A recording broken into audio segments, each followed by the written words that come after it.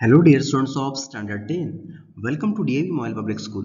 I am your social science teacher Nitin Pushpatode.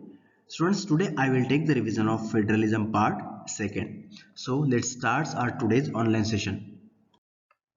How is federalism practiced?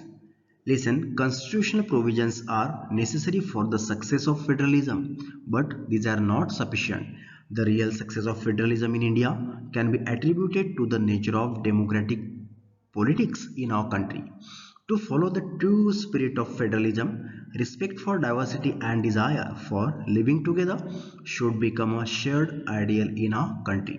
Students, here are some points which depicts a message about federalism practiced in our country. First, creation of linguistic state. The creation of linguistic states was the first and the major test for democratic politics in our country. After independence, the boundaries of several old states were changed in order to create new states. Some states were not created on the basis of language, but to recognize differences based on culture, ethnicity and geography. This includes states like the Nagaland, Uttarakhand and Jharkhand. Second, students, language policy. A second test for the Indian federalism is the language policy. The Indian constitution did not give the status of national language to any of the language, but though Hindi was identified as the official language, which is mother tongue of only 40% of Indian. Okay, students. So the central government has not imposed Hindi on states where people speak a different languages. Besides Hindi, there are languages recognized as a scheduled language by the Indian Constitution. Yes, students, we consider the Hindi as a national language. For a central government job, candidates may take the examination any of these language. States to have their own official languages. Then third one, center state relation. Restriction, that means yes, restriction the center state relation is one more way in which federalism has been strengthened in practice. Though Indian constitution has demarcated the powers of the union and state governments. Still, the union government can have influence over the state in many ways. In the past, central government many times misuse the constitution to dismiss the state governments that were ruled by the revival. This undermined the spirit of federalism. The Indian scenario had changed after the 1990. This was the beginning of the era of coalition government at the center. So students, in such a way that we can practice federalism. Yes, we can federalism practice in our country. Students, here are some two important questions. How have the center state relation between restricted to strengthen federalism, and second, why has federalism succeeded in India? Which three policies adopted by the India have ensured this success? So students, you have to read the answer of this question properly with respect to your board exam. Next point is decentralization in India. Students, what about the decentralization in India? Listen, India is a vast country and cannot be run only through a two-tier system. States of India are very large and internally very diverse. States in India are the large as independent countries of Europe. Yes, federal power sharing in India needs another tier of government below that of the state government. Yes, thus there is a need for the power sharing within each state. When power is taken away from central and state government and given to the local government, it's called decentralization. Yes, that means students, division of the power among the different level of government. The basic idea behind decentralization is that there are a large number of problems and issues which are best settled at the local level. Okay, students, what about the local government? There is a third tier of the government called local government. This local government includes panchayats in villages and municipalities in urban areas. But elections were not held regularly and local governments were not given any power by the state government. A major step toward decentralization was taken in 1992. The constitution was amended to make the third tier of democracy more powerful and effective.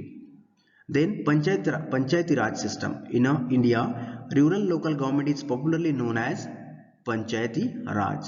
Yes students, it has again the three tiers: Jilla Parishad, Nagar Parishad and Gram Panchayat. Each village or the group of villages in some states has a Gram Panchayat. This is a council consisting of the several ward members, that means Panch, and a president, that means Sarpanch. They are elected, that means Sarpanch, and members of the village Panchayat are elected by the adult population of that ward or the village. It works under the supervision of Gram Sabha. Listen students, Gram Sabha meets at least twice or thrice in a year to approve the annual budget and review the performance of the Gram Panchayat. A few Gram Panchayats are grouped together to form a Panchayat Samiti or the block or the Mandal Samiti. It is situated at Taluka place. The member of these representative bodies are elected by all the Panchayat members in that areas or the people of particular that region. Then what about the municipalities? In big cities there are municipal corporations. Both these local government bodies are controlled by elected bodies consisting of people's representatives. Municipal chairperson is the political head of the municipality. Mayor is the political head of municipal corporation. Overall, there are about the 36 lakh elected representatives in the panchayats and municipalities, and one-third of them are women, which increased women's voice in our democracy. That means students, in the Panchayati Raj system, okay, that means in the local body of the urban areas and rural areas, there are representatives elected by the people among from the men's and the women's community. Okay, some scheduled castes and tribes, some seats are reserved for them, okay, to strengthen the democracy. Next point is constitutional status of local government. Constitutional status for local government has helped to deepen the democracy in our country. Most state governments have not transferred significant powers to the local government and have not given adequate resources to them. We are still a long way from realizing the ideal of self-government. Yes, students, according to Constitution, local government, that means the local bodies from the rural areas and urban areas, they have powers to run the administration of that particular region. Students, here are some important questions. First, which features of Panchayati Raj do you like the most and why? What is the answer? Listen. Panchayati Raj is a system of governance in which Gram Panchayats are the basic unit of administration. Gram Panchayat is a council consisting of several ward members known as Panch and the Sarpanch, that means the president. Students, these features of Gram Panchayat is very significant. So you have to write like that. Okay. Then second question, what steps were taken in 1992 in the areas of decentralization in India? Students, first of all, you have to write the definition of decentralization. That means meaning of the decentralization in the answer of this question. When power is taken away from central and state government and given to the local government also, it is called the decentralization. Some major steps taken in a 1992. First, it is constitutionally mandatory to hold the regular elections to government bodies. Second, seats are reserved for the scheduled castes, scheduled tribes and the other backward classes. At least one-third of all positions are reserved for the women. The State Election Commission has been created in each state to conduct panchayat and the municipal election. So these are the points of 1992 steps. Then next one, what is the Gram Sabha? Gram Sabha includes all the adult citizen voters of the village. It is empowered to support or topple down the Gram Panchayat body. Students, what are the function of the Gram Sabha? Listen, it elects the member of the Gram Panchayat. It supervises the work of the Gram Panchayat. It approves the annual budget of the Gram Panchayat and it reviews the performance of the Gram Panchayat. Students, with respect to a board exam, these questions are very important. So you have to read properly these answers of these questions.